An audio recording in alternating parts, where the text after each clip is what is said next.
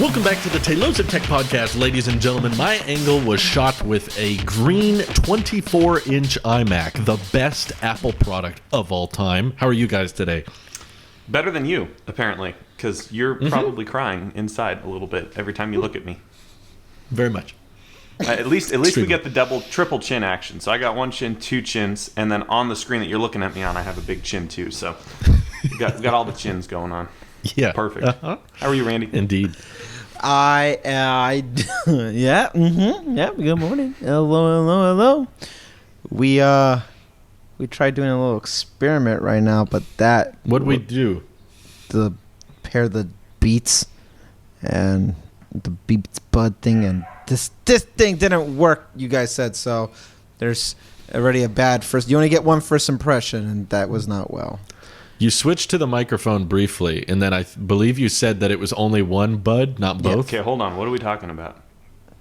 The Beats Bud, the Studio Buds. So Randy got the Beats Studio Buds. Randy, I prefer the term Beats Buds. I wish they would have called them that. The Beats Buds. Yeah, I'm not going to say Beats Studio Buds. Beats Studio Buds. AirPods Pro. Yeah, no, too many syllables. Beats Buds. Beats Buds. Beats Buds. Sure. I like that name. Beats Buds. I tried doing that right now, and so you guys can have a live first impression of it. And I guess it kind of worked, and it was not well, and it wasn't going to both channels anyway. So I was like, "Yep, all right, that's not gonna work." So I put it away. But I've had these things for about 3 minutes now, and I have some thoughts. Yeah, I'm very curious because I was fascinated by these headphones, and I want to know an audiophile's perspective of how they sound. Okay, so I will give you audiophile's perspective as well as user experience, because they're not one and the same. And to be honest with you, I used them all night last night after I got off the stream. I did an unboxing and stuff like that and did first impressions. Then I was just rocking them the whole time, and I think I got all the information I need, so I don't really need this can be my podcast version of the review. Okay. I know everything I need to know about these things, with the exception of maybe one last thing, but it doesn't matter. For $150, I'll say right out of the bat, because this was the most frequent question I was getting in the stream. For $150, if you're in the market for wireless headphones and you don't know if I should get the AirPods or the Beats, I would say get the Beats. The regular, wow. Okay. The Broke Pods AirPods? Broke Pods AirPods. Yes. I thought he was going to say for $150. Get. You should get AirPods Max. You should get AirPods Max. If you get an AirPods Max for $150, I would recommend that. Yeah, me too. The Beats Studio Buds are plural. They are how do you guys say it? Best price per dollar value? Yeah, that's it. This is your not only your cheapest entry point into wireless earbuds, but they're not bad. Let's talk about the pros, because I'm gonna do a Drew style where I say the good and then I say the bad. Okay. And then I'll tell you if you should get them. I do or that not. when it's a bad product, though. Oh, okay. It's not a bad product. That's the thing. Okay. But there's more pros than cons, but the cons are very apparent. So, Okay. Pros: best snug fit in my ears. Not even a competition. It went in. And no matter what I did, I was jumping around. It didn't lose. So you're telling what me I've noticed, it went in and it stayed in the whole time. The whole time. When I wear AirPods Pro and I do any what you'll notice when people say it's falling out of the ears, it's because of your jaw movement. So you're doing things like this, and it's moving the ear canal just a little bit, and it's enough that it loses its socket a bit, where it starts to fall a little loose. So as you both are trying it, It works. It happened. Yeah, that's what's happening, because you're moving your jaw, talking. Because I know it's loosest when I'm eating, and and then I just feel it start to slowly slip out every single time, and I'm like, oh, that's aggravating. So with the Beats, it's not that. It's a very tight, snug fit, and there's no bleed through at all. Okay. I asked in the stream, and I put it right up like this. Sorry, I didn't know I was gonna hit the mic. So I went up like this, and I was playing one of my songs at max volume on Apple Music, and I was like, all right, can you hear that? Everyone was like, no, nothing. I did the same song with AirPods Pro, and they're like, yes, I can hear it. So there's bleed Really? through. They could hear the AirPods. They could hear AirPods. That's interesting. Pro or regular? Everything besides pricing that I was comparing to AirPods 2, because somebody asked me, everything I'm comparing it to is AirPods Pro. Okay. Design, Nice. Because this feels like it's one of these two, and even though this is $100 more, we'll get to AirPods Pro in a second. But so price wise, you want to compare it to AirPods 2.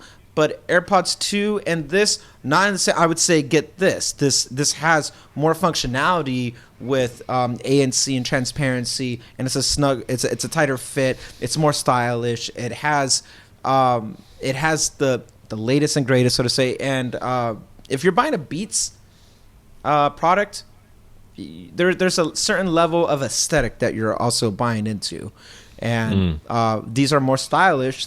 I know it's subjective, but from my perspective, more stylish than AirPods with the white stems. These are more stylish than AirPods Pro because they come in different colors. It sits right in the ear. There are negatives to that, as you guys just noticed that the mic was so far away that it sounded terrible. But that's expected with wireless headphones. Anyway, no bleed through, so that's important to me. That's a win. Yeah, you're getting all information's going straight into the ear, and it's a snug fit. Tactile buttons with the only part that's not matte or satin is where the logo is. You click it, and it's a satisfying click. Like listen to this. I feel like it's really in my ear. Yeah, it's a hearty click, and I like that. It's better than the tap to answer or whatever. But I do like the pinch function for AirPods Pro too. That's a cool thing. If you have a stem, I like that that's integrated. But the clicking button, you know you're not missing it. It's very it's gratifying. They're like. Nice. It's a good click. So, sound, I give it 7 out of 10. Okay. In comparison to AirPods Pro, I give it an 8 out of 10. If we are, and I'm coming from an audiophile perspective, it's the context is you know what you're buying into with a wireless Bluetooth headphone. 7 out of 10. You're not going to hate it, and it's 7 out of 10 because it's not leaking through. I did an immediate side-by-side comparison between the two. It is noticeable, but you have to know what you're looking for it to be noticeable.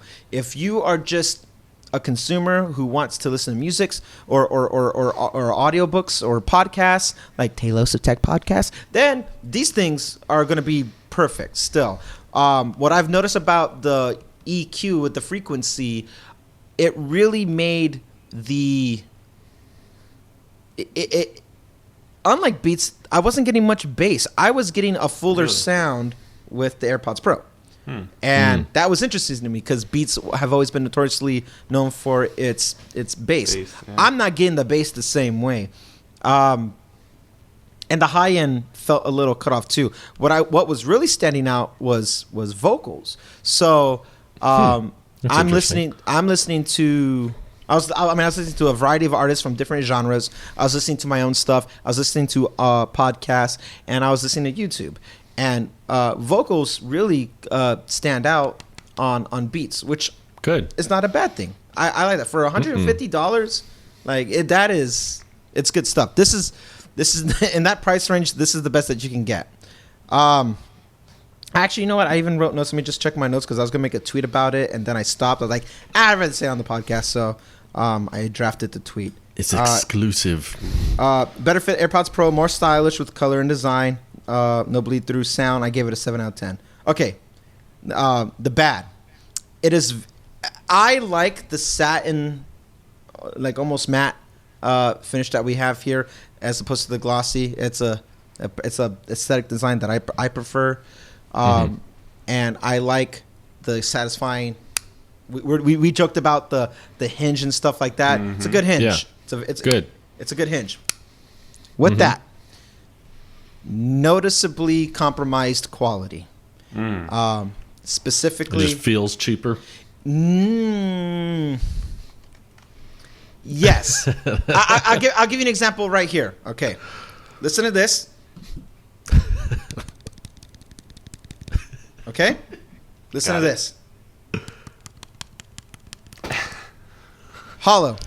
Okay. Oh, okay. So it feels kind of empty. No, it feels like this feels fully dense. Like if I was to cut the plastic open on the hinge right here, I feel like it would just be a solid block of plastic.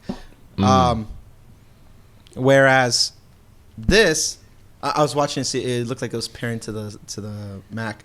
It feels like if I cut this open, it's just going to be hollow. Not hollow, but just lighter. In weight, Beats is lighter. So the hinge itself, not a problem, but the lid is like very. It's light. When you guys grab your AirPods Pro, okay. Got it. Oh, hang on. You guys ended up not going in my headphones after all. How did that happen? Give me a second. He's been monologuing so long that he didn't realize he couldn't hear us. Ew. Hang on one second. Dang automatic pairing. I know. I hate. Honestly, hate. Oh, another pro. No automatic. that is a pro. I see that as an advantage of Beats. Thank you. There we go. Okay, so grab your AirPods case. Follow along at home, kids. Follow for along. those who have your AirPods case. Yeah. Now, when you open it, grab. I'm so scared it's gonna print it. Whatever. As long as you guys can hear me, just grab it by the lid. Okay. There's weight to it. You feel confident. Everything right there is still staying, and it's good, right? Yeah. So I'm holding by the lid. Yeah. And dangling the rest. Now, when I do this, it feels instantly bottom heavy. It's going to break off. Ooh. That's the best Really? way I can. Like, it's not going to do it. That's what it feels, and that's the best way I can describe that. The lid is more secure on the Pro. So, Okay. The hinge, not a problem with the hinge, but better hinge mechanism on the Pro. Everything with quality is better on the Pro. That's the theme of now we're talking about the bad. So you get a satisfied snapping lid, shaking it, nothing's gonna come out. All that's fine, but I think this would break first in a situation over AirPods Pro. We use Lightning and USB as Apple users. Those are our two ports. Pretty much, yeah. The trade-off that we do with Lightning is we can most of the time substitute Lightning for inductive charging, with the exception of wireless keyboard, mouse, or trackpad. Yep. Fair? Yeah. Having USB-C on Beats is so convenient because everything outside of Apple, not even by cognitive choice of me doing it, it's just that's where it's at, uses USB-C. My Nintendo Switch controller is USB-C. My Nintendo Switch charges USB-C. The Mac, the iPad, virtually everything else with the exception of like this camera, the Sony is micro whatever, but I have something that's constantly feeding battery anyway, so that doesn't matter. But if that's the only other thing that I use that would require a different type of charging port, everything else is Lightning. So you have AirPods Pro, you have your wireless accessories, the Apple TV remote, which I bought between last time and then. Oh wow, so he's got it. we'll talk about. I'll give a quick. This is a very quick review. Short version, love it, get it, everything about it, yes. But having USB-C on Beats is phenomenal. I love that, and I just don't understand why we don't have I do understand why we don't have it, but I wish that I still don't. Because Apple's Apple. But I also bought. Apple likes C. They do use it. They're bringing it to more things too. They help build it. They help build it. They helped design it. So they endorsed it probably the hardest with the 12-inch MacBook. Absolutely. And then they brought it to Pro iPads. Now it's on the iPad Air. Yeah. It's on all the Macs. 24-inch iMac is basically all in on C. Still not good enough. But not good enough for the iPhone, I guess. Yeah. Whatever. It's stupid. And another thing, Drew, I didn't tell you guys this, but when I surveyed both of you guys a while ago, this was before I even moved. I said, which one should I get with my gift card? I got the MagSafe Duo. Ooh, okay, nice. Yeah. So it's on my nightstand, and I will say, like, for no air power, that is my favorite product of last year. That's my favorite product. Yeah, that's my favorite 2020 product. That is Wow. a There wasn't cool much product. to look forward to in 2020, but Yeah. I mean, I love the got the iPhone. Magic Keyboard it's case. just nice to win one. Yeah. Yeah, it's just nice to win one. Although MagSafe Duo is, to tie it back into Type-C, it's one thing away from being perfect. Yep. I'm going somewhere with this. Yeah, all this week I've been traveling and I stayed in a bunch of different houses along the way, and having MagSafe Duo was super duper helpful, but the fact that it was not Type-C makes me have to carry around another brick. Type-C MagSafe Duo, I would never need a Lightning for anything ever again, with the exception mouse and keyboard. But that's most people would not need that. And my compromise is that I still have to use Lightning for now wireless charging. So my iPhone and putting AirPods Pro on the MagSafe, I think I took for granted before, but now that I forced the Lightning cable, my only Lightning cable, to go away, so now the MagSafe Duo is the only thing holding a Lightning cable. I don't know what I'm going to do with my mouse and keyboard. When that time comes, I'll figure it out. But this doing wireless charging is more convenient, I would say. I love. I agree.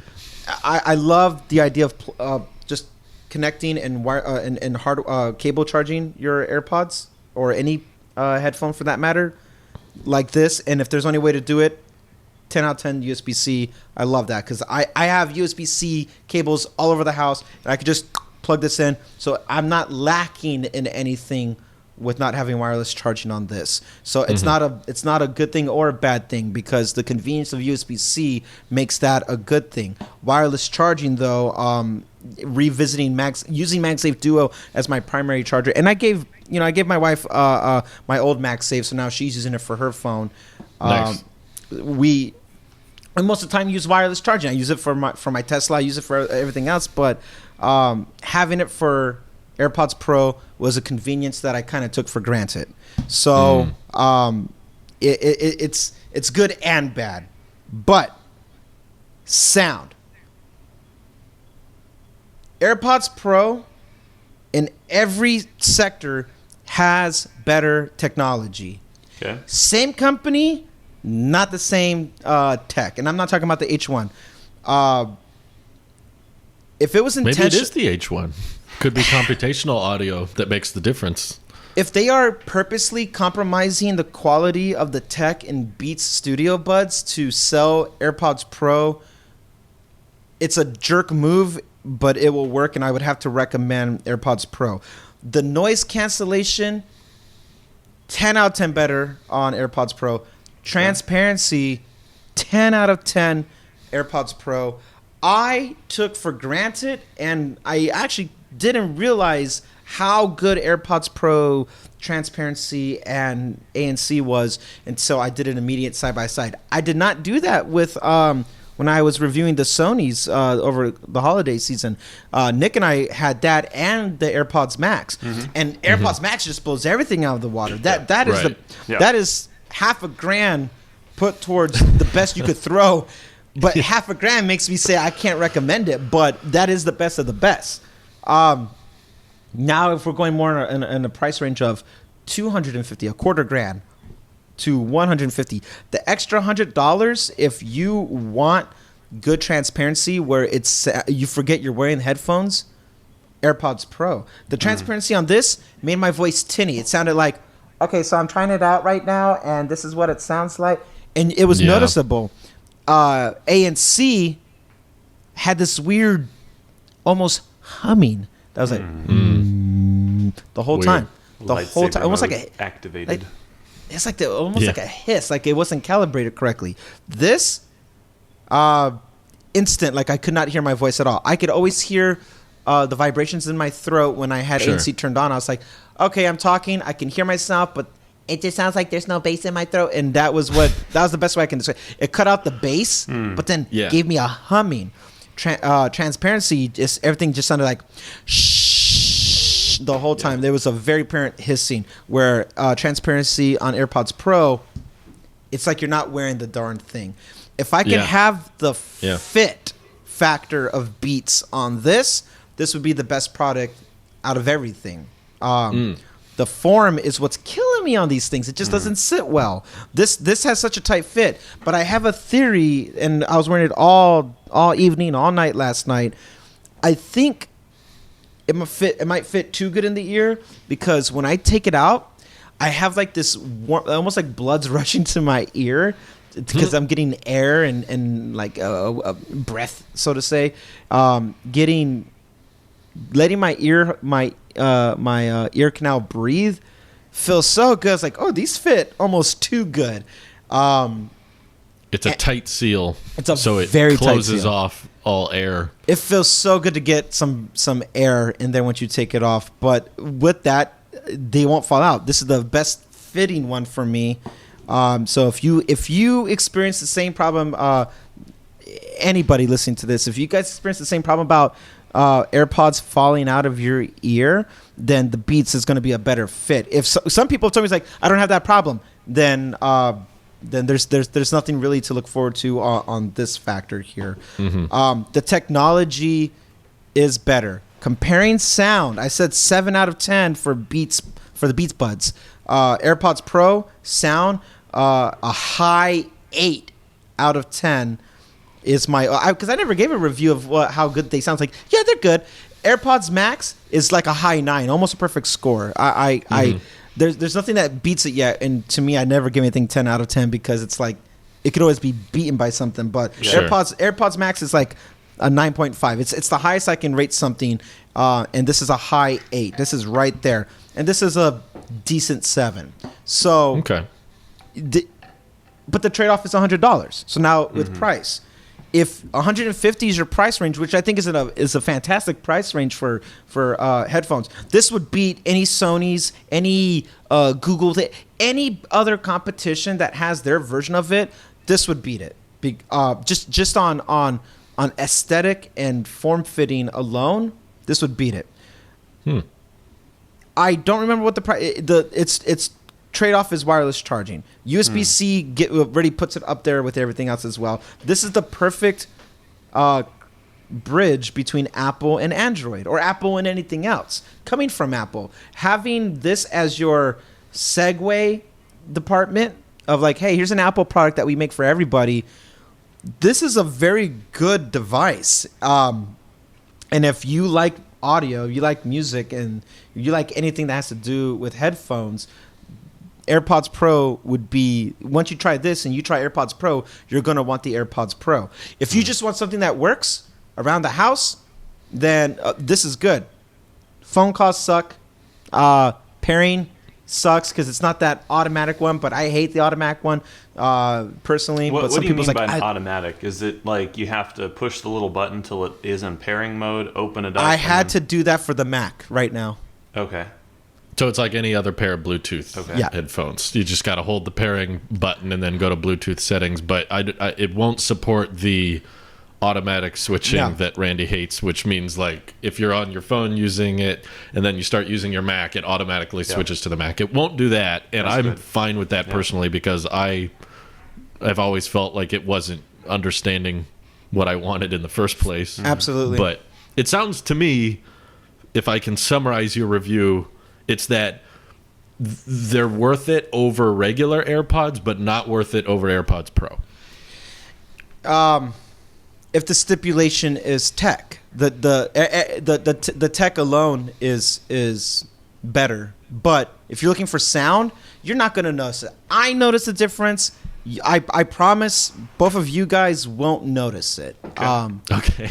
It's and you guys you. And I think using you guys as my sample rate, you represent most people, and that's it, so in that sense your feedback is more valuable than mine because you could listen it from a consumer's point of view and I. Do you think we'd notice the transparency mode differences? Yes. Yeah. Okay. Absolutely. You guys, what you guys love about your AirPods, what I love about them too, are unmatched. Only to that of AirPods Max. Mm-hmm. You will notice. Sucked. Yeah. Well, you had a very crappy experience, so. Yeah. Yeah. Well, even besides, there was a few days where it was working fine, but like. Just the fact that these I can drop on MagSafe and AirPods Max don't do anything wirelessly. Reviewing these has actually given me a new appreciation for AirPods Pro. A lot. It actually reignited a certain passion that I have about this that I took for granted. My trade-off for this, which will always stand, is that the form fitting is just not there. If we want to be nitpicky and more shallow about it, aesthetically, I don't like it. I don't like the gloss. I don't like the white. I don't like the stem. This has all the aesthetics that I love. But the tech sucks. I think I'm in that boat too. I've wanted black AirPods ever since they announced them. Ever since 2016, I was like, just give me a black pair, or even a red pair would be cool. This satin, and I know we're gonna. It doesn't look the same because it's going to be compressed with, but I promise, just the gloss, not the glossing, but the grip of it. I was reading that some people said that this is more slippery. I disagree. I don't think it's one over the other, but just holding them in your hand, you have a firmer, tighter grip. One more trade-off. It's also minor, but since we're nitpicking in this moment, is if you can see, AirPods Pro is smaller than Beats by just a little bit, just by a little bit. So you could see it bulging on the sides a little bit more. Yeah. And so there's wasted space here. But this pill shape thing, which I feel like is a Beats design. This is an aesthetic, this pill thing. Sure. Their cases came like this, I remember seeing, for especially the studio. So this feels intentional, and they could have made it the same size as the AirPods Pro, but they want to give you... Not as iconic. Yeah, it's not iconic. This feels iconic. And when I put it in my pocket yesterday and I was walking around, I was like, it's light. You don't notice it, so it gives you all the same benefits of having this in your pocket. I fear this scratches up easier because of the glossiness of it, but this is technically bigger and wider, but not noticeable. The thinness and everything about it is bigger. But it's definitely an improvement over the Powerbeats Pro case, dude, which was a gargantuan. That thing was terrible. I was like, I loved the buds themselves, but the case ruined the whole product. Forget Powerbeats as a whole. Anybody who's in that, good point, Drew. Anybody who has Beats anything, ditch them. Get this. That's so true. 100%. Cheaper and better. And I have not tested it, and it's raining outside, so this is one of the things I was going to go outside and try. But this is water resistant, more so than AirPods Pro, so I wanted to give that a go. I offered, Brittany went to the gym last night, and I said, hey, do you want to take this with you to work out? And she paused, and she thought about it for a second, and then she was like, nah, I'm not going to do it. But I told her, I want to see how it works for working out. But I bet they're good if they're a solid fit. Dude, they are so comfortable in the sense of the solid fit, and... because I tried the Powerbeats, I completely forgot about it. 10 out of 10. Get this over any other Beats thing that anybody has. I have some. Are they still selling Powerbeats? Yeah. Oh, really? No. I was at Apple Store when I bought the Apple remote, the Siri remote. I saw Powerbeats but they're right there. $50 off on Apple Store right now. How about that? So instead of $250, it's $199.95. That's fine. I do not recommend those. I don't recommend them. They're still more expensive, even though they don't have ANC. I think they're designed to be a over-ear loop thing, so I guess that's why some people like them. Some people might like that, yeah. They're all the case on the cheaper. That is so funny. The case on the Powerbeats Pro is trash. It's lightning too, and it only comes in one color. It doesn't match the colors. Right? It doesn't wirelessly charge. No wireless charging. and it's huge. Whatever picture you're looking at, it's bigger than you think. Like when I saw it in person, it was such a brick in your pocket. It's something that has to go in like a gym bag. It wasn't an engagement ring box. It was like a necklace ring box. Exactly. Yeah. I couldn't make a better analogy. That's true. It's enormous. So I'm glad they improved on that front, and the compromises make sense that they probably had to tone down the drivers, and maybe not including the H1 allows them to save some money. Yeah. But I think there's a huge potential market for that, especially knowing how well AirPods did at 160. Dude. And these are 150. 150, so, you cannot get a better deal or better price or a better product for that price. And the people buy, in my opinion, and I could be wrong, but I feel people buy Beats as that status symbol, as that aesthetic, the way they campaigned and they used to market back in the day for celebrities and athletes and stuff like that. There's certain there's a certain brand association with Beats still, regardless of if Apple owns them or not, that people like, because LeBron James will wear them, and now these will sell very well. That, no doubt in my mind. If you're an Android user, because I know we have a few, surprisingly, I don't know why, but we do have Android listeners here, and I tell you, with Bison aside, what'd you say? What we tell you. Well, you said we tell you, and I said go get an iPhone. Go get an iPhone. But if you're gonna stick with your whatever you have, I promise you, with bias aside, that this is better than your Galaxy Buzz or anything else that you have. And because I've tried those, I've listened to it, because I have friends who are in the Samsung ecosystem. It's like, can I try them? And there are things about that's cool. This, for its price, for its everything, get this. Okay. Because some people don't care. Some people don't care about the tech or the wireless charging or the whatever about the AirPods Pro. And that's fair. They're like, I don't want to spend $250. If $250 is over your budget, if $200 plus is too much for you, Beats. It's AirPods Pro. If you are willing to pay $250, but if that's too much for you, or you don't like the design, if there's something that makes you, if you have not bought AirPods Pro yet for whatever reason, but you're in the market of something like that, Beats is the perfect substitute with you acknowledging the compromise. The transparency still works. You're going to hear people in your surroundings fine. ANC still works just fine. I'm not saying they don't work, just AirPods Pro is better. And that feels intentional. And my conclusion of this review is that by using this, I appreciate this more. I'm not going to keep the Beats, because I do use transparency and ANC all the time, and I will continue. I haven't ditched it over the last couple of years yet, so I'm going to keep using these. But my demographic, my thing for me is the tech. I care about the audio tech that comes with this, and understanding what iOS 15 is going to do with that for ear amplifying audio thing. I totally get now. Like before, it's like, what, you're just going to make it louder in your ear? I actually understand how the transparency brings in more data for your ear now, which is something I took for granted because I just didn't care the same way. But I do care when you have to compare it to something else. I'm not deaf like that, so that's not going to help me. But the tech in this is so much better. I have to recommend AirPods Pro for people who care about the tech. And if 250 is fine. If you were holding off like, oh, I was thinking about AirPods Pro, but rumor has it AirPods is going to have a stemless version. Oh, it's Beats. Fine. 150, you're not gonna hurt for anything. But so my guess is that for someone like me who's used AirPods Pro for almost 2 years now, if these were to die on me or the batteries were out, I should still wait or get AirPods Pro. I shouldn't compromise with Studio Buds. If you do use your ANC or transparency, then stick with what you've already become acclimated to. Because it is a step back. I had a flight yesterday. I was using it.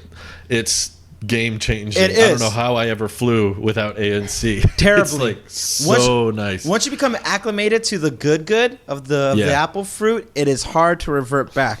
People who have not used AirPods Pro like that or haven't used it in a long time, if you had AirPods Pro at one point and it's gone, and for whatever reason you don't have it anymore, and one day you picked up the Beats Studio Buds, you're not really going to notice the difference. You'll be like, hey, these are pretty good. And you're going to have a good experience. If you're going cold turkey like I did yesterday, AirPods Pro to Beats Buds, it is like, ugh. You're having frozen meal over something freshly cooked, it feels like. I see. Yeah. That makes sense. Yeah. Okay. I'd be very curious if you enjoy reviewing the headphones. I've never had the opportunity, but I'd love to try out the Beats Flex sometimes. Sometime. Are those just because made it's 50 out of like solid gold? Yeah. Yeah. No, their naming makes no sense. They call them Studio Buds, and they have not so great audio quality. And then the cheapest ones are called the Flex. I don't know why you would want to flex the cheap headphones, but yeah, they charge via USB-C. They come in 4 colors, and they still have a wire connecting the two, but they're not a wire to the phone. And for $50, I was like, I wonder how crappy they sound for $50. I bet there's a lot of value there. Excuse me. I'm now curious about this stuff. I kind of want to start digging more into these headphones now to find the trade-offs and stuff like that. Because natively, there's nothing wrong with the Beats Studio Buds. They're a good product for $150. And I didn't have anything else. I would absolutely get that. But the rest of the lineup leaves a lot to be desired from Beats, from what I remember. But I've the last Beats thing that I had before these Studio Buds, I listened to those Power Beats and. Comparing the two, get the Beats Buds. Those things are the tech, cheaper. The tech is better. It's cheaper, and case is smaller. And smaller. There's ANC. I think it's more stylish. You can use it for working out as well because people use Beats at the gym because they want to look like those athletes that are rocking it when they're doing the little rope thing like that and stuff like that. More power Fitness to you. Plus. Yeah, if you are inspired by that, more power to you.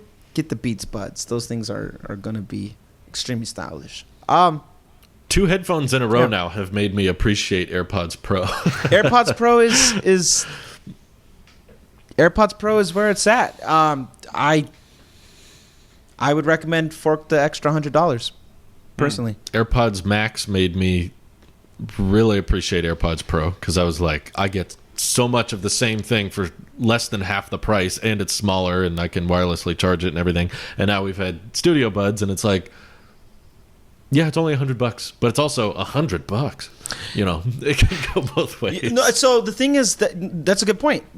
$100 is, you could put that towards anything, or actually you could put it just towards your savings as well. Not everything has to be the premium tax of it, and $150 is that sweet spot, in my opinion, for true wireless earbuds. I think $150 it's in that right pocket where it makes the most financial sense. If I wasn't where I'm at in my life now, I would get Beats over the AirPods Pro as someone who just wants to listen to things and that and the other. Style and design and trending, things like that go a long way, and I think that's where Beats has always came in the front, where they are the best looking headphones without being the best quality of anything, but they look good. And we can all, but you want to get it, but we all have a certain, you want to look good. The same reason watch bands, or even people would argue Apple products for the same reasons, like that there's a design for it. Aesthetics matter. Aesthetics matter, and they are the best aesthetically pleasing to the eye. They look good in the ear. The black. This makes me want black AirPods so bad. Oh, I know. That would look so good. I don't understand why you guys want colored AirPods so much. I feel like AirPods are so iconic in the white color. And every pair of white headphones you see out there is going to be Apple, unless it's some knockoff brand trying to look like Apple. And I do appreciate that about AirPods. I think even if they did come in black or red or Thanos purple, I'd probably still just get the white because, I don't know, I feel like it's classic, it's traditional. They've been using white headphones since 2001.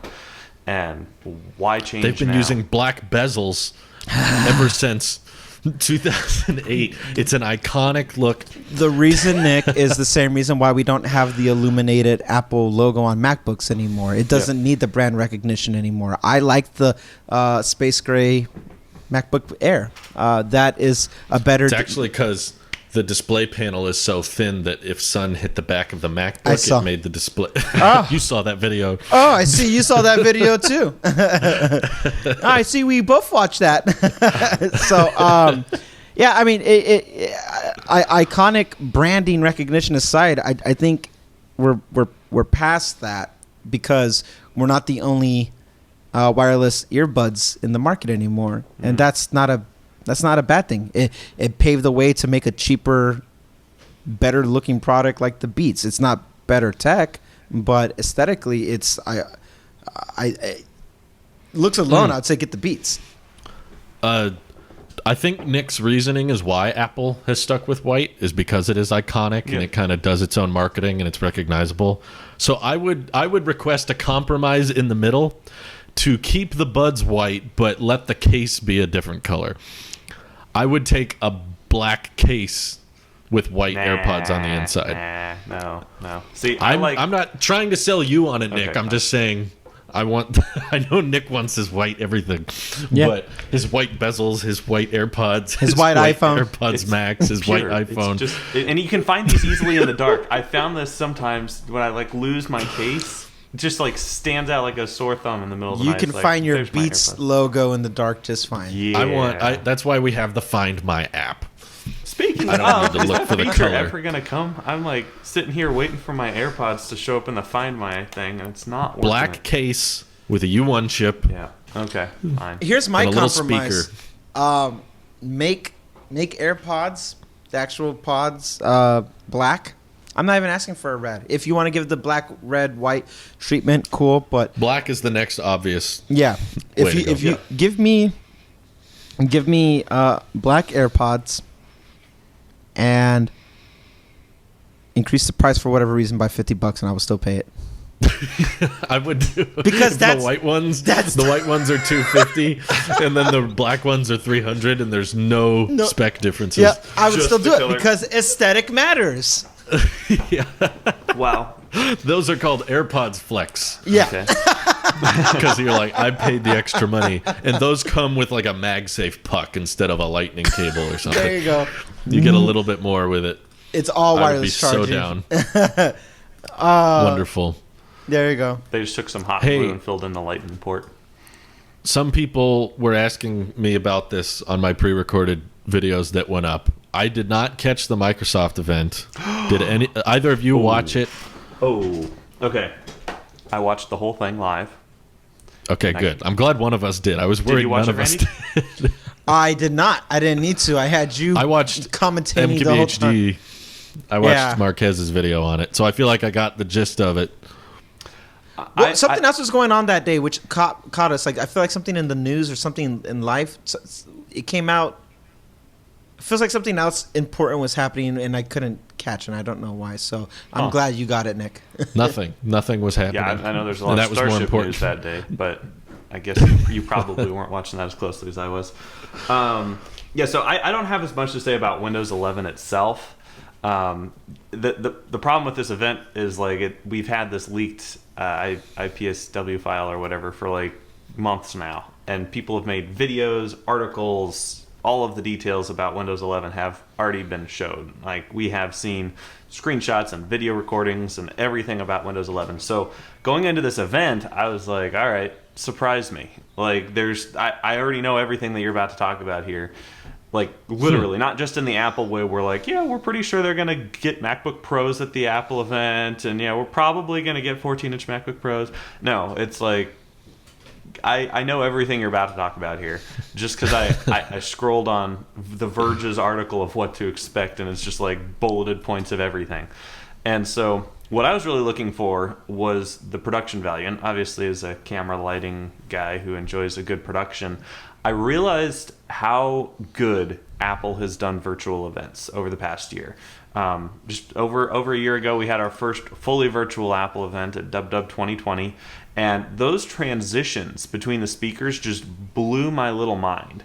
And the way that they used practical sets as opposed to just having Tim in his house, with his bookshelf behind him, and Craig and Johnny in his white room or wherever they live. Good morning. Yeah, they Apple did it really well, and I think at least I didn't realize how well they have been doing it until I watched this Microsoft event. This whole event has had almost a year of hype around it. The Windows 11 event, the Windows 11 event, the Windows 11 event. It was 30 minutes. The funniest thing to me is I remember very clearly when Windows 10 came out, they kept saying they would not do more operating systems. They kept saying the final update or the final Windows version. Every time they said that, I thought it was BS. I kept thinking, what are you talking about? You're just going to call it 10 forever? Of course you're going to do another one someday, or they're just going to brand it something else. They tried so hard to copy Apple in that sense, too, because we had macOS 10 for over a decade, well, almost 2 decades. We had macOS 10 for so long that they and now aesthetically they're doing it like... Get off of Apple's and the glassy look, which I'm fine with, by the way. It looks nice. It looks clean, and that's because I loved iOS 7. I mean, they practically just took iOS 7, Command C, Command V. That was all. We got to do the inverse of Marquez. We could be like, why Microsoft gets features later. Or something like that. All these devices. There's a video idea right there. But we have this whole year of build up towards this event, and it was only 30 minutes long, and I wasn't excited about it. Yeah, it was like 35 minutes, I didn't know start that. to finish. It was the shortest event ever, and there was just so much hype to this. And That's I have so many complaints about the event itself. Number one, they didn't hire a professional script writer. Like, Apple hires a team of like professional script writers. Their whole like storytelling department, I think, is what they call it. Not JJ wrote quadruple UDC. He might have. I don't know this to be true. I didn't see him in the credits. That's why it was disappointing. But Ryan Johnson directed the They Last Jedi dub this year. The last iMac. Yeah, but instead of having like a whole storytelling department that Apple literally has, this whole team of people whose job it is to tell the story of their products. That's cool. They didn't do that. It felt like some intern wrote the script here, or the presenters wrote their own script. It honestly felt like that, because one of the presenters, the Craig Federighi knockoff who handled most of the show, he was like, "This is where I grew up. Here is a picture of my parents' house. What I love about this house is that it is so familiar. Windows 10 is so familiar." And I'm just like, dude, this makes no sense. And it does not flow. And there was no transition between. This is what really caught me between the Windows event and the Apple event. There was no transition between the speakers. Okay, the Craig knockoff finished his sentence, and then it was just jump cut to the next lady who was giving a demo, and she just started, and there was no like, and now we're gonna pass it off to Krista to give you all of the great new demos. It was just jump cut. I learned that in business school, just how to do presentations. Segue. I spent a whole day learning how to introduce somebody. That was a focus point. It's like, so today, if we were to do it on a podcast, it's like, now, you guys know about Beats, and you've also heard me talk about AirPods Pro, but I have not been able to really dive into the lossless portion of these. But that's because I'm not utilizing such a product right now. But to help cover that transition, we're going to bring Nicholas Answini on here, who is currently rocking his newest headphones, to talk about that. Take it away, Nick. Exactly. See that? Thank you, Randy. First off, so the our Windows show event, always has flawless segues. Yeah, 100% flawless segues. I'm worried about the Cybertruck. Cybertruck. Movie reviews podcast or the space podcast? Oh my gosh, I'm getting to see. I'm worried about the Cybertruck was a segue too, for the record. It used to be. Now it's just a meme. Now it's a meme. But I didn't realize how important those 5 to 10 second transition shots at the Apple campus are. Like, honestly, it just like on a real stage event, you have Tim says, and we're going to bring up Debra O'Brien to talk about our latest Apple stores. And then there's like the 5 to 10 seconds of applause as Tim walks off the stage and then Debra walks on. What? You guys are just losing it. No, I love you, Nic. I'm just saying. Oh, I love you too, Drew. I love that when you review events, you don't talk about what they announced. You talk about less like about Windows 11. I just said that to begin with. The keynote itself is what you cover, and I love that because no one does that, but you do, and I appreciate that because you just original content right here. Nic, I love those 10 seconds. Yeah, the transitions and the segues. We take privacy very seriously. When you just jump cut from presenter to next presenter, there's like no breathing room. And with a real event, you have like the applause moment. You have that time where Tim walks off stage and Debra walks on. But at this event, it was just cut. And it was like I couldn't breathe as an audience member. There was no transition. And that's so cool that Apple recognized that as a need. Back last year, they're the first virtual keynotes. And they put in that 5-10 second transition time that showed off the practicality. And that's my third biggest critique with this event. I could care less about the products. They used a bunch of dumb green screens. They used the worst green screen keys I could ever imagine. One of them might have been a practical set. I couldn't quite tell, but the lighting didn't quite match, so that was throwing me off. But a lot of the other ones, especially the gaming lady, it was just the worst green screen ever. And I'm like, thank you, Apple, for using actual practical sets with practical lighting at the Apple Park that's so beautiful. Microsoft has a ton of beautiful locations. So what do you think about Windows 11? Yeah, it looks cool. But anyway, so talking about this.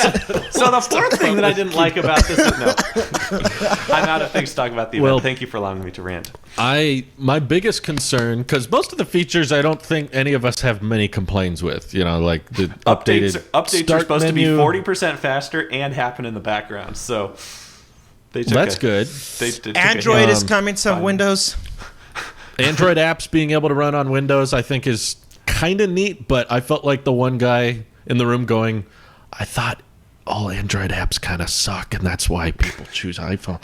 But the Play Store is not the strongest argument. I guess it's not the Play Store, right? It's like through Amazon. It's the Amazon Android store that you can. It felt like a tacked on thing. Either way, I don't think it's going to be utilized much.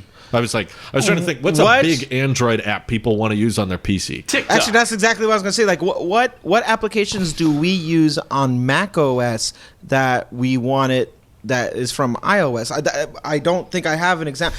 All I can think of is Instagram. Final Cut. I want Final Cut to come to the iPad. No, reversely. What's from iOS that you want on Mac? And honestly, there's not much. I don't think there's anything that because Twitter. I use Notes. No, they made I use Twitter. Mac app. I use the Twitter Mac app. Everything that's docked on my you see, I have such a boring But Mac. didn't we have the Windows Store anyway? Yeah, but the developers weren't writing for it because it was one more thing and they didn't really care. You had Skype, but that was done in-house. You had it was also weird that they were fully endorsing Microsoft Teams over Skype. Yeah. I found that bizarre. I used Teams a lot during the pandemic last year, and that was Apple's big. When we started moving over to OneDrive, not OneDrive, is it OneDrive? OneDrive. Microsoft's cloud service thing? OneDrive. Yeah. It's OneDrive. Okay, so when we started using OneDrive, their biggest push was to show why it was better than Slack. From an enterprise perspective, Teams, they threw everything at Teams. There's nothing on Skype that you can get on that you couldn't get on Teams, but there's so much on Teams that you won't be able to get on Skype. And I see this as a way of possibly phasing out Skype in a way. Really? Okay. I do agree there should be only one. I don't think Microsoft needs two different video and chat calling. Teams got so good last year out of necessity because of the pandemic. It was It was a necessary push, and we on the government side were using not dated versions, because in that sense you can't use dated versions of something. It needs to be up to par. But we weren't using every feature that it was capable of for security purposes, but using it between small businesses, even you know how they sell their we have Microsoft Office and we have or Business Deluxe, and they had all these different packages. Even if you use it from a consumer's point where, hey, I want to talk to you guys on Teams and we can do it this way, they have features there that even FaceTime is now trying to catch up to speed with, and Teams is way better than Skype. Skype's UI is intuitive because we know it. You click, do this, that, and there's more digging that you have to do in Teams. But I feel like that's always been a Microsoft problem when you're trying to navigate through the UI of Windows. There's more digging to get to it. But once you understand where you have to go, Teams is a way better application in every front of it, because you could do so much more. I've never used it, but I believe you. That was my one and only time of using it, and I was like, we absolutely should not be using Skype anymore. Why aren't we funding this? Why are we not funding it? Because Teams, the only thing Teams is like, Teams needs macOS on it, and that's the only way you can actually make it better. You shouldn't make that joke when I'm drinking. That's dangerous. I waited right until you went like that to say it. Yeah, Mike's iMac is going to be. Oh darn, covered. Mike! It's bad. We got to get you a new one. We got to get you a Mac Mini or something else. There you go. So we haven't talked about Windows in a while, and for good reason. For good reason. My experience with it. So I don't hate Android. I've used Android phones in the past, sometimes for pretty long periods, and I can get comfortable with it. I can get accustomed to it. I think it's a fine OS. I just think iOS is better. Okay. I hate Windows. I'm saying I can tolerate Android. I can get comfortable with that. I used Windows for years. Back before my super duper heavy Apple sheep days, I had a Windows PC that I bought from a friend, and it had all this great powerful GPU and CPU for the time. Obviously now it's crap, but at the time it was pretty powerful for a lot cheaper than an iMac would be. And I'd been rocking the same 2011 iMac for many years, and I got it, and it was running Windows 7 at the time. This was pre-Windows 10, and Windows 8 was out, but everyone hated it. So I was like, okay, no 8, I'll just stick with 7. And there were all these great things being said about Windows 10. And I was using the Adobe Creative Cloud on there. It was exporting videos fast, and I was comfortable with it. And I was like, okay, Windows 7, it's a little weird, but it's not in the ecosystem, but I can live with it. It's fine. And I enjoyed the performance. Everyone kept saying Windows 10 is great. It's the best of both. They fixed Windows 8. We like Windows 10 now. And I installed it, and it just broke everything.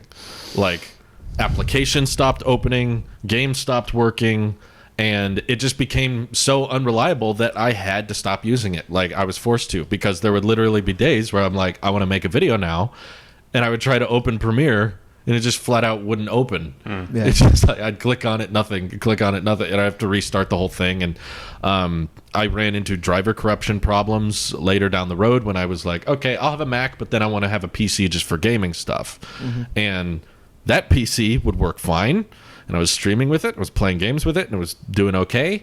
And then it would get an update, and now all of the microphone inputs are completely screwed up, so that I sound like the pitch of my voice was way lower. Huh. And I sounded like a monster. This was no setting. This was no I didn't go into settings and say lower my pitch or anything. I was just using a GeForce live streaming software, and because of an update it got, now the microphone is broken. And also it got a different driver update, and then the webcam crashed the entire OS. And I'd used this webcam with my Mac several times. It was an external one, and I used it with a PC for months, and it was working fine, and I was doing my streams. Gets an update. Now, anytime the webcam is accessed, the entire OS crashed. This is a whole separate PC from the one that I first bought in 2013 or whatever. So 2 separate PCs. I've ran into the Windows 10 is updating thing, and I would be like, okay, I want to do a live stream. So I would sit down, turn it on. Updates have to install before you can get, and it does the slow. So that's the one part of the MKBHD video where I was disagreeing, is he was like, Windows 8 sucked. Windows 10 though is pretty good. I was like, no. I know several friends that refused to install Windows 10 because they kept running into third-party software issues and driver corruption and updates that were freezing everything. My buddy Ross was just telling me about this story he read that there was a cruise ship that had a bunch of toilet paper stored in a room, and somehow there was a spark and the toilet paper caught on fire. And the sprinkler system did not go off because the software for the ship was going through a Windows 10 update at the time. And basically, there's also been times in sports, commentators. Remember when Microsoft was like sponsor? I think they still are the sponsor of like the NFL or whatever. NFL. And they would be in the middle of trying to show their teams like their tactics or something. And then it would go through an update unscheduled. Countless Windows 10 update things. Sorry, I loved. There's one Super Bowl or something where all the commentators had like Surface Studios, and one lady had an iPad propped up in front of her Surface. I saw that. I loved that so much. They were like required to use the Surface, but they were using it as an iPad stand, and I was like, that's the best marketing. That's the best marketing Apple could ever have, is someone forced to use a Surface and they put an iPad in front secretly. They're like, no, I don't want to use that. So I do not have good experience with Windows 10, and it has nothing to do with what they announced with Windows 10. You know, when they unveiled it and they announced it, it was all great. And it looked awesome and it seemed like it would work fine. And then the execution was all botched. And I'm not saying Apple's innocent either. You know, Catalina was a dumpster fire. There was all kinds of problems with different versions of macOS that broke old stuff. And I'm not saying Apple's flawless and Microsoft is flawed. But I'm just saying it's a very difficult task to design an OS that goes across such a heavy range of devices. And the most interesting part of Windows 11 that I've seen so far is how little devices seem to be compatible with it. I'm looking at an article right now that's talking about how of the 25 Surface devices that Microsoft has shipped to date, only 13 are eligible for Windows 11. So the Surface Studio, my guilty pleasure, the one Microsoft hardware I kind of was tempted to get, will not be compatible because apparently Windows 11 requires I don't know much about this. Maybe you do, Nick, but it's called a TPM2 coprocessor. I believe it's a security type of chip. And basically, if you have any Surface device from 2017, it's not compatible. Really? And like the oldest, I used to have a 2017 Surface Book. You do? I used to at my old job. Oh, you used to? Yeah. The devices they listed that support Windows 11 are basically October of 2018 or later. That's the oldest I can find. The Surface Pro 6 is the oldest Surface Pro that I can see.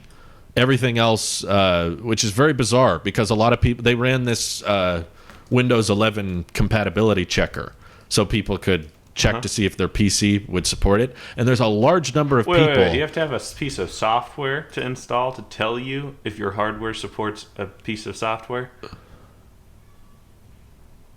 I think. How Say that on again. earth do Windows people work? This is so There's confusing. There's a file from Microsoft or a program you can download that will check if you have the hardware. Can you imagine and if there Apple were a lot did of people that? Download this app on your iPhone to see if your iPhone can get the new version of iOS 15. They definitely wouldn't, but keep in mind Windows runs on like a million different hardware. It's funny to think that they have to make a software to tell you if your computer can run software. I agree. This is part of the problem when you make an open source platform like this, but the fact that it's basically requiring end of 2018 hardware or later, considering this is supposed to be like a desktop laptop OS. I mean, think about Mac OS running on. We were disappointed that Monterey was only going back to late 2015. Remember that? Yeah. We were talking after the keynote and we were like, wow, so if you have a MacBook Pro older than late 2015, it won't run Monterey. This is if you don't have a Surface older than end of 2018, you can't get So if the it next doesn't generation have that of Windows chip in it, then you can't even run Windows 11. Or if you have an older version of the chip, you can't run Windows 11. I believe it's if you don't have that chip. I'm looking at the Windows 11 hardware requirements, and people are getting confused because there was another part of system requirements for Microsoft, I guess, that were saying it could be a TPM 1.5. I believe it's a security chip of some kind. And I also think Windows 11 is doing this 64-bit only thing, which Apple did with Catalina. Just moving now to 64-bit only?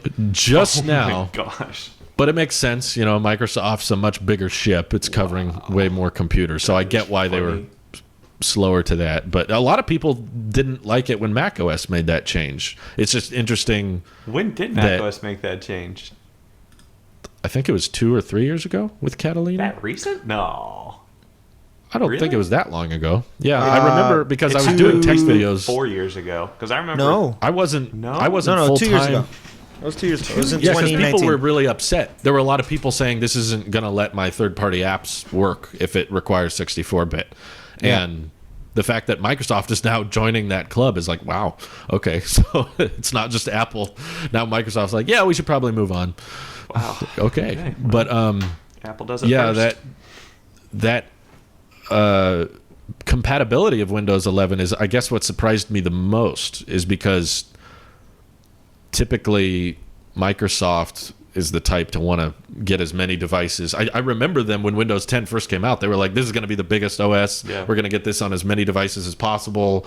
And I could be wrong, but I believe they said stuff like anything that runs 7 can get 10. I might be misquoting that, but the fact that they're selling hardware now that will not run Windows 11. That's crazy. The Surface Studio, like, yeah. That probably says more about how little they've updated the Studio.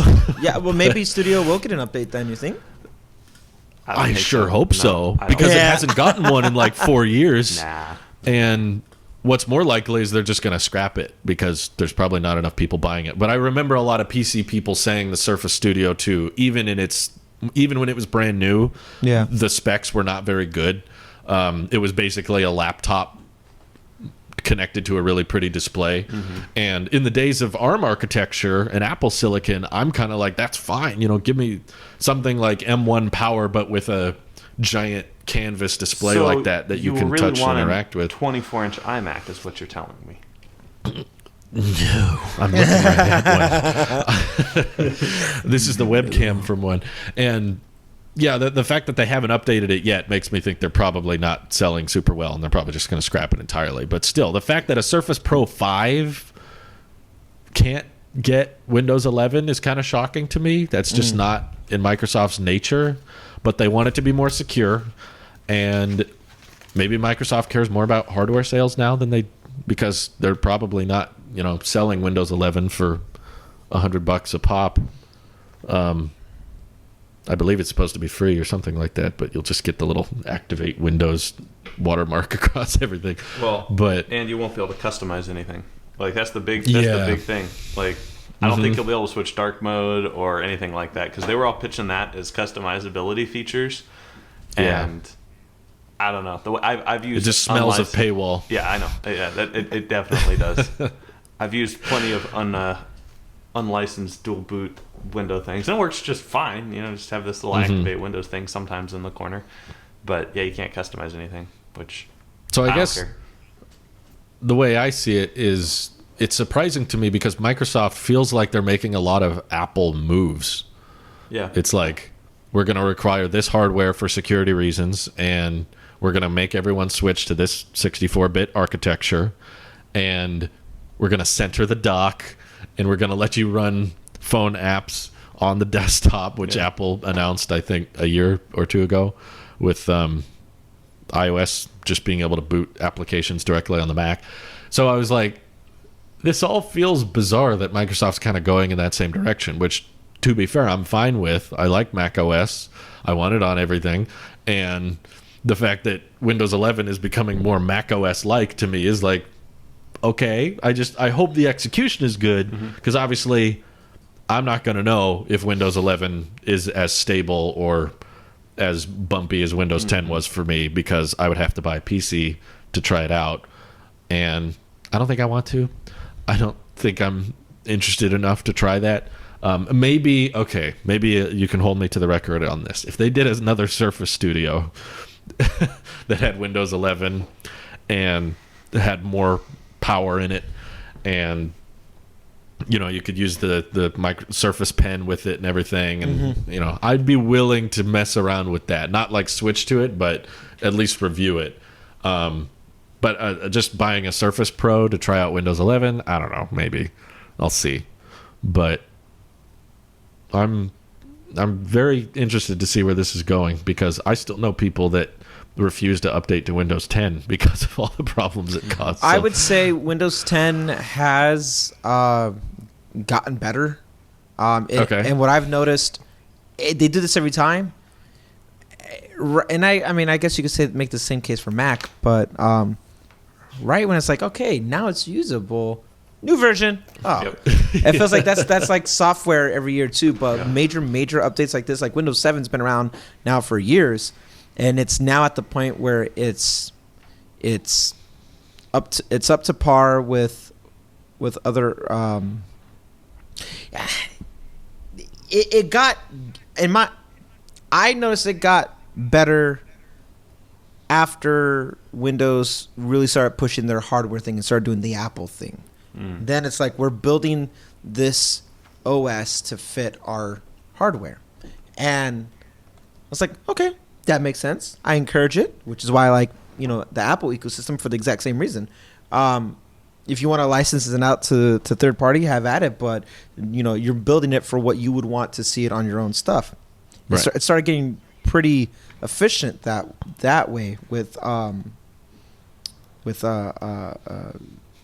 battery management and all these just a plethora of little things that just made it better with how it ran. But this is exactly what happened with Windows 7 years ago. That was like, okay, this is a very good OS, and they're like, we're not supporting it anymore. And this force of, you are going to get Windows 10. We're not asking. We're forcing you to get it. Was a problem that they were. That was happening a lot. People were waking up with Windows 10 without. That asking. Was a problem. This time around, it's almost like, well, not everything's going to get it, and I'm almost more inclined to be like, okay, now obviously I'm being sarcastic here, but get the studio, the Mac, not the Mac, but the Windows Surface Studio now, because if that's not going to get Windows 7, that's going to run well now.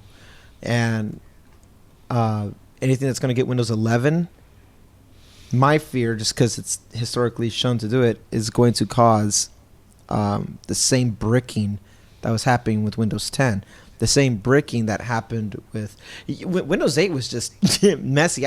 Windows 8 was the reason why I left Windows for good, and that was the thing. I remember it not being around very long either. Nope. It was but like, that was all it took. As soon as 8 came out, they were like, okay, 10's coming. And we're bringing back the home thing. In juxtaposition to Windows 8, Snow Leopard or Mountain Lion, one of the last lion-themed ones prior to Mavericks coming out, had just came out.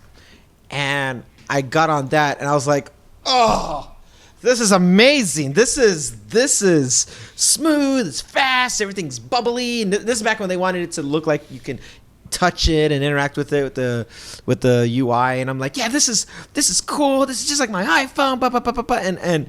And that was all it took. Windows 8 was so bad that I never looked back. Because Windows 7 was so good. I was like, yeah, Windows is good. I like Windows. It does everything that I needed to. Is there better things on the Mac? Yeah, probably. I don't know. It looks fine, but, whatever. And then Windows 10 comes around, and I'm like, ooh, let's take a look at it. Yeah, no, I'm staying over here. This is fine. But work forced me to continue to use Windows all these years, and I got to see it mature. But every time it's like good enough, I'm thinking, good, Windows 10 is the last Windows version. Now we just improve it. Now it's getting to a point where it's viable for the enterprise. It's viable for the world at large, outside of the United States as well. Everything about this OneDrive, Microsoft Office 365 was their big cloud thing. Everything about this was good, and it's seamless. They were taking the same things that we like about iCloud on our phone and our iPad, and it's like now you go onto the next device and all your stuff's just there. Yes, Microsoft, be good at this. Yeah, wait, there's another version coming out now, and then you see this this U-Haul of the whole thing, and I'm thinking, okay, it's a skin update, just be a skin update, but that's where things get the buggiest. We had it with iOS 7. We had it with I still have it with Big Sur. Catalina was it just Mojave that got the whole iOS 7 look on Mac? No, wait. Are you talking about when they made it flat? Yosemite made it flat. That's what it was. Yeah, they made it very flat there. It got buggy. So every time it's just aesthetically changing, not necessarily under the hood stuff. It gets really buggy, and there's a lot more devices they got to cover. Yeah. So clean up the lineup, Microsoft. That's the only way I think you could have as smooth of a transition as possible. Is you have to clean up the lineup, but. I don't know, man. Windows has never been smooth in that sense. That's not why people use it. They're not looking for the warm and fuzzies. They just need it to work. But this feels like it's about to be even bumpier than Windows 10 without the Force update. Thank God they're not doing that again. But I hope not. Well, I mean, the products evidently so many of them are not even going to be compatible of doing it. So. That's a good thing in my opinion. If like 2018 and newer, like okay, that might just how about from this point forward, every new device you start making is in prep of getting Windows 11, and that's how you. I hope so. Yeah, we're gonna release a new device that can't run it. But I'm saying, I'm talking with Windows products or Microsoft products. Just draw the line right there. New Surface Books, Surface. Pros, Surface Studio, everything Surface is that point forward. This is what's getting Windows 11, and everything that you have right now is Windows 10. Mm-hmm. I would say anything that doesn't run Windows 11, they should stop selling like immediately, or discontinue. Like it's ridiculous to me. I'm looking at Microsoft's website right now, and they have the Surface Studio right there, and you can click it. And configure now, free to 3-day business shipping and everything. And the fact that you're selling this for $3,500 and it's not going to get updates for 11 is just that's weird to me. I guess maybe a bunch of people don't like 11, so they're fine sticking with 10. I see a lot of people do that, especially Windows people. Like yes, you just get the OS that came with your computer and never upgrade. Like. We have computers. Some of my family members have computers that shipped with Windows 8. They'll run on Windows 8, and they don't use them very frequently because they're old and slow and crappy Windows computers from 2015 or whenever that was. But you just don't update them. I don't know. What the deal is, honestly.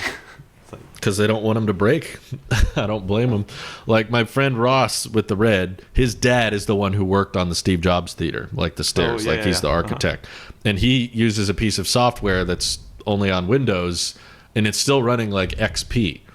And he uses that every day. Wow. Offline. It has no internet access, and he just uses a 5K iMac for all of his basic stuff, email, Spotify, YouTube, anything internet related. He uses that.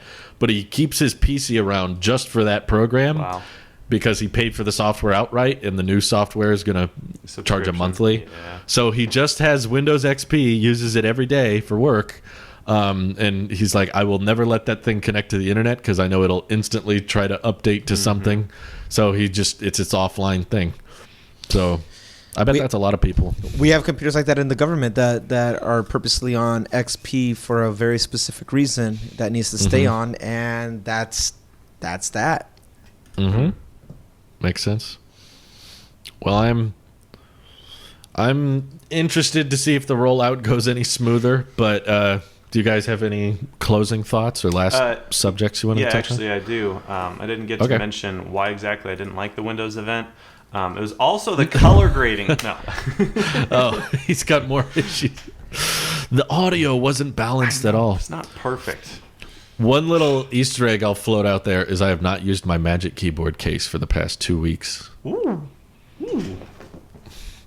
So I'm turning the iPad into an iPad because I know that's all it can be. That's all it can be. To the Magic Keyboard. I don't want to play with you anymore. Pretty much. It's a sad. Ever since I've accepted iPad's fate, I have doubled down on Mac, and I have never been happier. I think I'm in the boat of I want to use my current iPad until it breaks or stops getting updates. I'm just gonna long haul. Yeah. Hold on to it as long as possible, and I'm using it just with the folio cover, and it's not been bad. I'm going back to the virtual keyboard, using just the touchscreen now, and I'm like, you know what? This ain't that bad. Yeah. Are you selling the Magic Keyboard? I wanted to see if I could get comfortable with the iPad for like a few weeks, and then find out what happens next. My iPad got its first little bend. Uh-oh. Yeah. Just a little one. I think I stepped on it or something. That's not good. Yeah. Yikes. But I mean, I'm not upset because I've accepted the fate. That's what I'm getting at with this. Like, oh, it's a bend. Damn. Too bad. Oh well. Oh well. Is it super noticeable? No, not at. I was cleaning it and I looked. I was like, hey, wait a minute. Oh no way! And I know exactly when it happened. It was in my backpack. Funny enough, in the part it's supposed to be protecting because I have a little sleeve for it.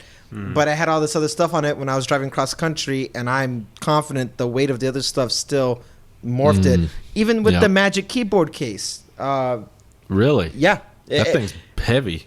It's still. That's why I think it's not worse. It's bent. If you try to see it, you'll see it, slight curvature. But I think it's only so slight because of the Magic Keyboard case. I'm like, wow, my $300 well spent.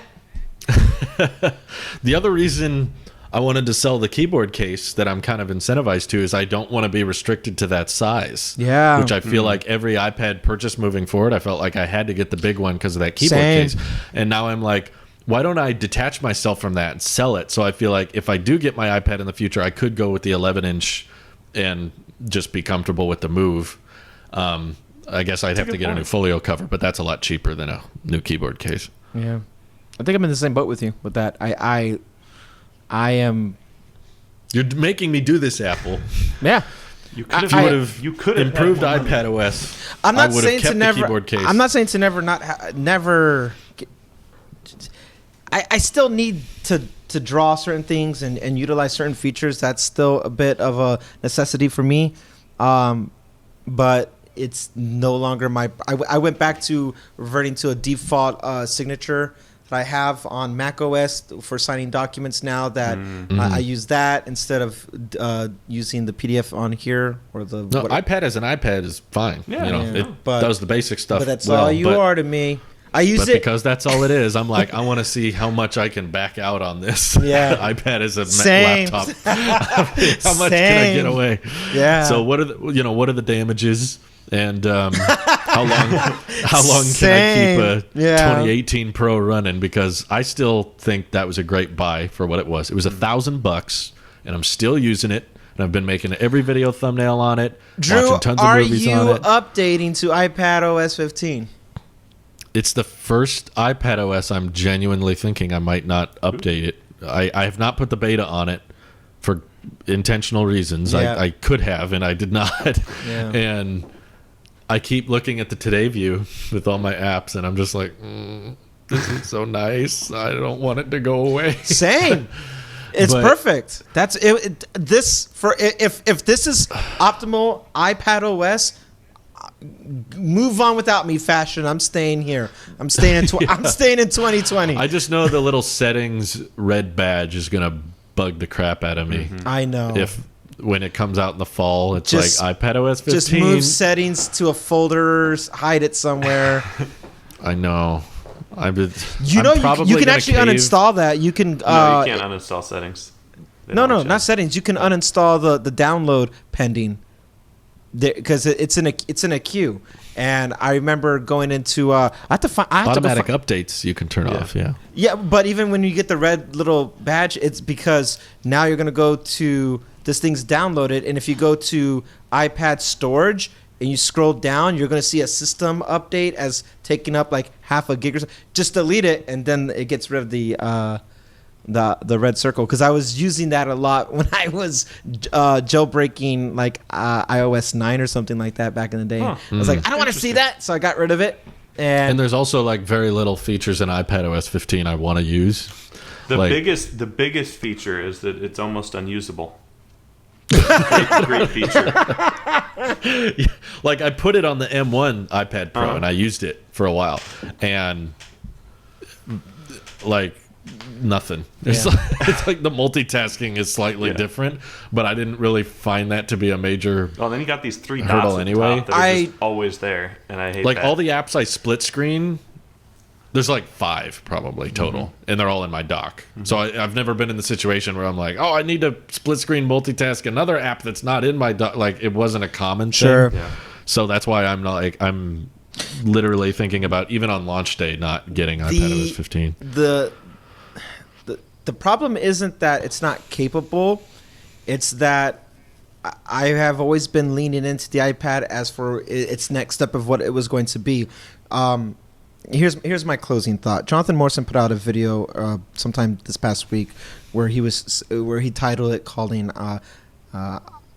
iPad M1 iPad is not a pro device or whatever, and it was almost a little bit clickbaity because he's showing you why it is, because he edits all his videos now on LumaFusion, and he's showing you all the things that's there for third-party support within the applications, and why this is a pro device for him to run his YouTube channel off of, make music now is his new thing. And my response to that, because God knows he listens to this, my response to that is that it's not that that's bad, but so many people leaning in, I feel that were leaning into the iPad, especially in M1, mini LED, HDR, all that stuff, was to have the proper UI support. I'm not saying LumaFusion is bad, or that any third-party audio maker to compete with Logic is bad. They're all doing the best they can. But I am saying Final Cut and Logic are better, and that is almost objectively true about support, and that's something even Jonathan mentions in his video too. That's like, it's getting really darn close. LumaFusion reached out to him and let him do some early tests on a new beta that's going to be even closer to bridging the gap of Final Cut, but there will always be a gap. And until iPadOS makes a gap, that's the gap. iPad is the gap for its OS. So these other devices, if your budget is $500 to work with, and maybe I'll get this. You're not going to get an iPad, M1 iPad anyway. At this point, we're seeing how far we can push it at a budget level, and I appreciate that. Same reason why I do all my album covers with shot on iPhone. I love that mentality.